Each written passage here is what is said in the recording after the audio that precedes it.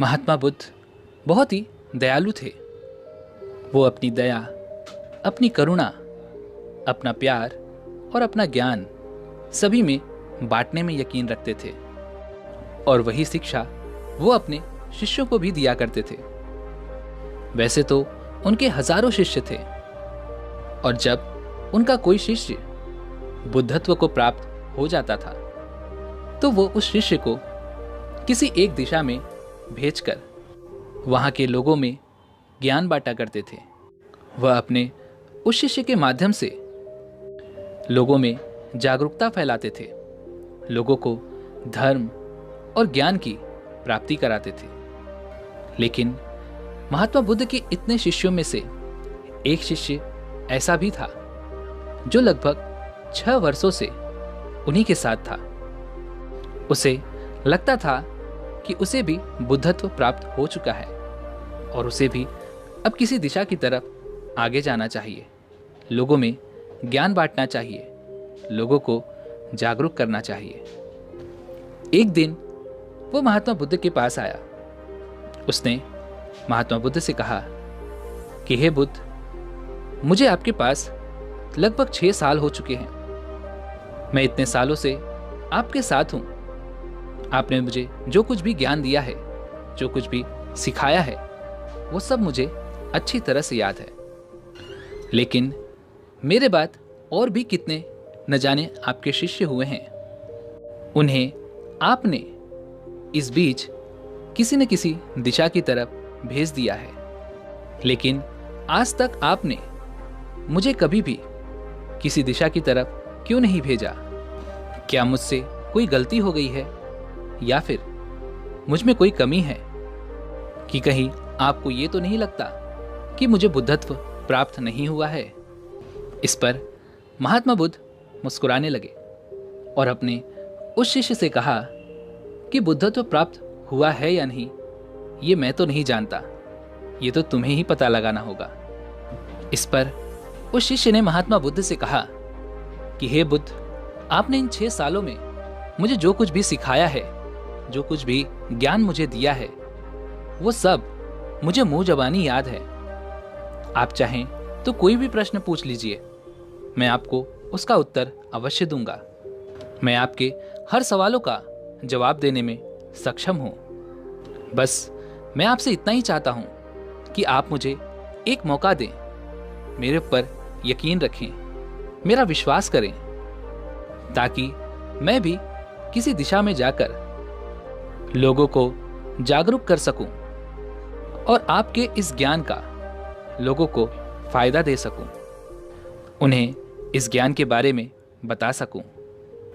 शिष्य की इस बात का जवाब देते हुए महात्मा बुद्ध ने कहा कि ज्ञान की बातें सिर्फ याद रखने से कुछ नहीं होता, इन्हें अपने आचरण में उतारना भी जरूरी है, क्योंकि जब तक तुम खुद उस आचरण में नहीं उतरे होगे तब तक तुम किसी और से यह नहीं कह सकते कि वह भी उस आचरण को अपना ले।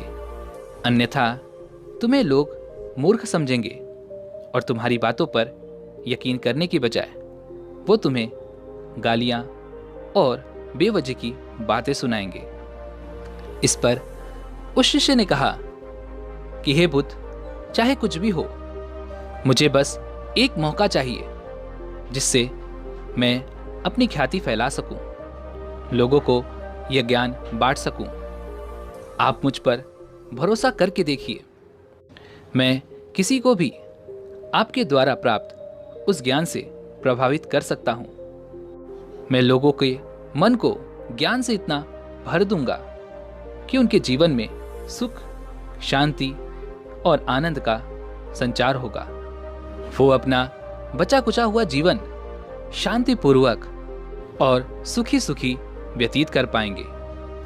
इस पर महात्मा बुद्ध ने कहा कि मेरे प्यारे शिष्य, तुम अभी तैयार नहीं हो। जब मुझे लगेगा कि तुम तैयार हो तो मैं तुम्हें खुद ही किसी एक मार्ग पर, किसी एक दिशा की तरफ भेज दूंगा। इस पर वह शिष्य महात्मा बुद्ध से कहता है कि हे बुद्ध, क्या आपने मुझे इन 6 सालों में इतना भी ज्ञान नहीं दिया कि मैं उस ज्ञान से लोगों को प्रभावित कर सकूं? क्या मुझ पर आपको थोड़ा भी यकीन नहीं है? क्या आप मुझ पर थोड़ा भी भरोसा नहीं करते? इन 6 सालों में मैंने आपसे बहुत कुछ सीखा है। आप मुझे बस एक मौका दे दीजिए।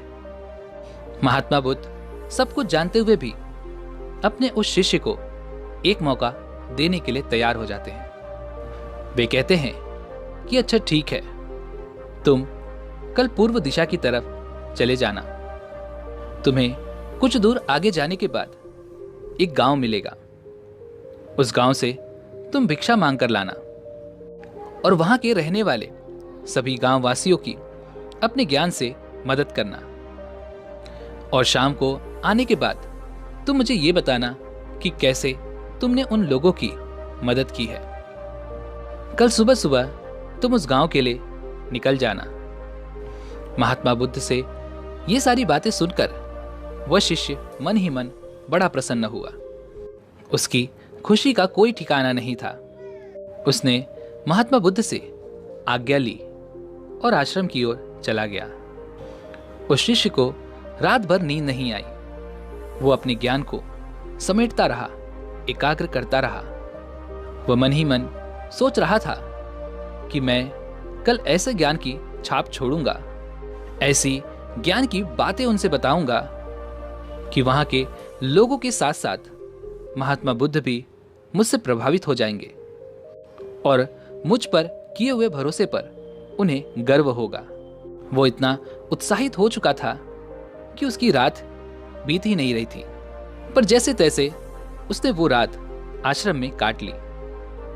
अगले दिन सुबह सुबह भोर में ही वह शिष्य महात्मा बुद्ध के पास आया, उन्हें प्रणाम किया और उनसे आशीर्वाद लेकर वो पूर्व दिशा की तरफ उस गांव में जाने के लिए निकल पड़ा। जैसे तैसे उसने अपना पूरा दिन उस गांव में बिताया। धीरे धीरे शाम का वक्त हो गया था और वह शिष्य वापस महात्मा बुद्ध के पास आया।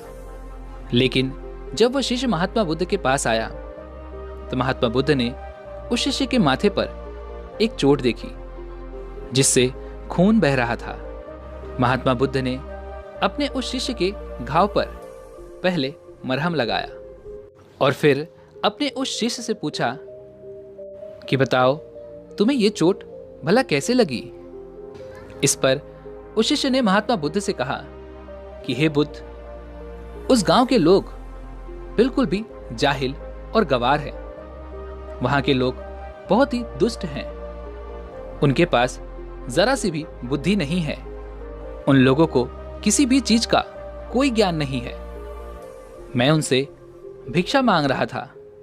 मैं वहां भिक्षा लेने गया था, पर किसी ने भी मुझे भिक्षा नहीं दी। सब मुझे सिर्फ गालियां दे रहे थे, अपशब्द कह रहे थे। एक व्यक्ति ने मुझे भिक्षा दी, लेकिन नीचे फेंक कर, और कहा कि इसे उठा लो, ये तुम्हारा ही है। जिस पर मुझे काफी क्रोध आया, लेकिन फिर भी मैंने अपने क्रोध को काबू में करके उन्हें काफी समझाने की कोशिश की। लेकिन वे लोग, उन्हें तो जरा सी भी बुद्धि नहीं है। वे लोग मेरी बात सुनने के लिए तैयार ही नहीं थे। उल्टा उन्होंने मेरे साथ हाथापाई भी कर ली और जिस कारण मुझे ये चोट लग गई। अब मैं उस जगह वापस नहीं जाने वाला। आप मुझे किसी और दिशा में भेजिए, किसी और गांव में भेजिए, जहां के लोग बुद्धिमान हो, जिन्हें ये पता हो कि एक भिक्षु के साथ कैसे व्यवहार करना चाहिए। अपने उस शिष्य की ये सारी बातें सुनकर महात्मा बुद्ध फिर से एक बार मुस्कुराने लगे। उन्होंने कहा कि अगर मैं तुम्हें किसी दूसरे गांव में किसी और दिशा की तरफ फिर से भेजता हूं और अगर वहां पर भी तुम्हें ऐसे ही लोग मिले, ऐसा ही गांव वाले मिले, तब तुम क्या करोगे। इस पर उस शिष्य ने कहा कि हे बुद्ध, ऐसे लोगों को कोई ज्ञान नहीं दे सकता। वे लोग अज्ञानी हैं, उन्हें जरा सा भी ज्ञान नहीं है। उन्हें भला कौन समझा सकता है। ऐसे लोगों के पीछे अपना समय देना मतलब अपने समय को व्यर्थ करना है। मैं ऐसे लोगों के पीछे अपना समय नहीं दे सकता, अपने उस ज्ञान को कभी नहीं बांट सकता। आगे महात्मा बुद्ध ने अपने उस शिष्य से कहा कि वे लोग अज्ञानी नहीं हैं, उनके पास अपार ज्ञान है, उनके पास बुद्धि और ज्ञान का भंडार है। परंतु समस्या यहां पर यह है कि उनके पास वो ज्ञान सिर्फ खुद का है, और अगर तुम किसी दूसरे को अपने ज्ञान से चोट पहुंचाओगे, अपने ज्ञान से उन्हें तकलीफ दोगे, तो वो भला तुम्हें कुछ नहीं कहेंगे? ऐसा तो नहीं हो सकता। और ऐसे लोग तुम्हें हर जगह मिलेंगे। तुम चाहे पूर्व में चले जाओ, चाहे पश्चिम में, चाहे उत्तर या फिर दक्षिण, हर तरफ चारों दिशाओं में तुम्हें ऐसे ही लोग मिलेंगे। तब तुम भला अपना ज्ञान किसे बांटोगे? तो भला तुम अपने ज्ञान से उनका भला कैसे कर सकोगे? आगे महात्मा बुद्ध ने अपने उस शिष्य से कहा, अच्छा ठीक है, तुम आज आराम कर लो, कल शाम को तुम मेरे पास फिर से आना। वह शिष्य महात्मा बुद्ध को प्रणाम करता है और फिर आश्रम की ओर चला जाता है। वह शिष्य महात्मा बुद्ध की आज्ञा अनुसार अगली शाम को महात्मा बुद्ध के पास आता है, और तभी वो देखता है कि महात्मा बुद्ध का एक और शिष्य वहां पर मौजूद है और उनके हाथों में चोट लगी हुई है। महात्मा बुद्ध ने उस शिष्य के हाथ पर मरहम लगाया, उसकी पट्टी की, और फिर उस शिष्य से पूछा कि तुम्हें यह चोट कैसे लगी? इस पर वह शिष्य कहता है कि हे बुद्ध, जिस गांव की तरफ आपने मुझे जाने को कहा था, मैं उसी गांव में गया था और वहीं पर मुझे ये चोट लगी। इस पर महात्मा बुद्ध ने कहा कि वहां पर ऐसा क्या हुआ था, जरा मुझे भी बताओ। इस पर वह शिष्य कहता है कि हे बुद्ध, जब मैं वहां गया और मैंने लोगों से भिक्षा मांगनी शुरू की, तो किसी ने भी मुझे भिक्षा नहीं दी, बल्कि लोगों ने मुझे गालियां, तिरस्कार और अपशब्द ही कहे। लेकिन एक दयालु व्यक्ति था, और वही एक अकेला व्यक्ति था जिसने उस पूरे गांव में मुझे भिक्षा दी थी। उसने वह भिक्षा मुझे जमीन पर फेंक कर दी थी, और मैंने उस भिक्षा को उठाकर अपने दान पात्र में रख लिया और उसे कल्याण का आशीर्वाद भी दिया। यह देख वह व्यक्ति मुझसे कहने लगा कि आप बड़े अजीब हो, मैंने आपका अपमान किया है, आपका तिरस्कार किया, आपको अपशब्द कहे, फिर भी आप मुझे कल्याण का आशीर्वाद दे रहे हो। इस पर वह शिष्य कहता है कि आप बड़े दानी हो, आपने मुझे दान दिया है और इसलिए मैंने आपको कल्याण का आशीर्वाद दिया। और जैसे ही मैं वहां से आगे की तरफ बढ़ा तो बाकी के गांव वाले मुझे वहां से जाने के लिए कहने लगे। वे लोग मुझे अपशब्द कह रहे थे, मुझे मारने की कोशिश भी कर रहे थे, और कुछ लोगों ने तो मुझे पत्थर फेंक कर ही मारना शुरू कर दिया, जिस कारण मुझे ये चोट लग गई। और जब मैं उस गांव से वापस आश्रम की ओर लौट रहा था, तभी मैंने देखा कि रास्ते में एक बूढ़ा व्यक्ति अपने बीमार बच्चे की बीमारी को लेकर के चिंतित था। यह देख मैं तुरंत जंगल की ओर मुड़ गया। वहां से मैंने कुछ जड़ी बूटियां लाई और फिर उस बच्चे को लगाने की कोशिश की, लेकिन वहां के लोग मुझे वो जड़ी बूटी उस बच्चे को लगाने ही नहीं दे रहे थे। फिर मैंने उनसे काफी विनती की, उनके सामने हाथ जोड़े कि मुझे उस बच्चे का इलाज करने की इजाजत दें। इसके बाद आप लोग जैसा भी कहेंगे मैं वैसा ही करूंगा। अगर आप लोग मुझे यहाँ से जाने के लिए कहेंगे तो मैं तुरंत यहाँ से चला जाऊंगा, लेकिन एक बार मुझे उस बीमार बच्चे की मदद करने दीजिए। उसके बाद वो व्यक्ति जिसने मुझे दान दिया था, उसने उन गांव वालों को समझाया और वे गांव वाले उस व्यक्ति की बात समझ गए। तब उन्होंने मुझे उस बच्चे को वह जड़ी बूटी लगाने दी और उसके कुछ समय बाद ही वह बच्चा पूरी तरह से स्वस्थ हो गया। और फिर उसके बाद उन गांव वालों ने मुझसे अपने अभद्र व्यवहार के लिए क्षमा मांगी और मुझे धन्यवाद भी कहा। और उसके बाद मैंने उन लोगों से विदा ली और वापस आश्रम की ओर चला आया। लेकिन हे बुद्ध, मेरी आपसे एक विनती है कि उस गांव के लोग बड़े ही भोले हैं, बड़े ही सीधे हैं। उन लोगों को अभी बहुत कुछ सीखना बाकी है। तो क्या मैं रोज उसी गांव में जाकर भिक्षा मांग सकता हूं? अगर आप मुझे आज्ञा दें तो मैं रोज उसी गांव में जाना पसंद करूंगा। ये सभी बातें वो पहला शिष्य वहां पर खड़े खड़े सुन रहा था।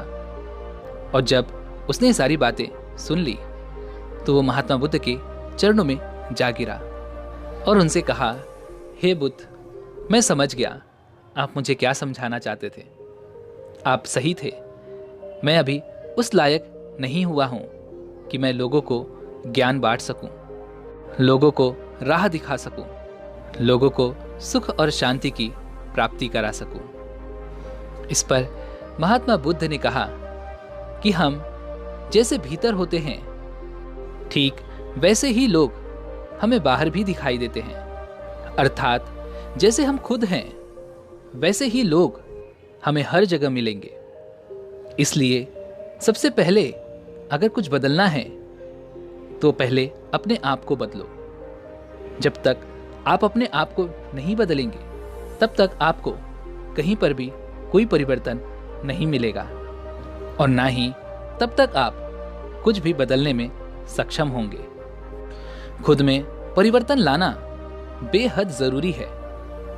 कोई भी बात किसी और को बताने से पहले ये जरूरी है कि आप उसे पहले खुद के आचरण में लाएं।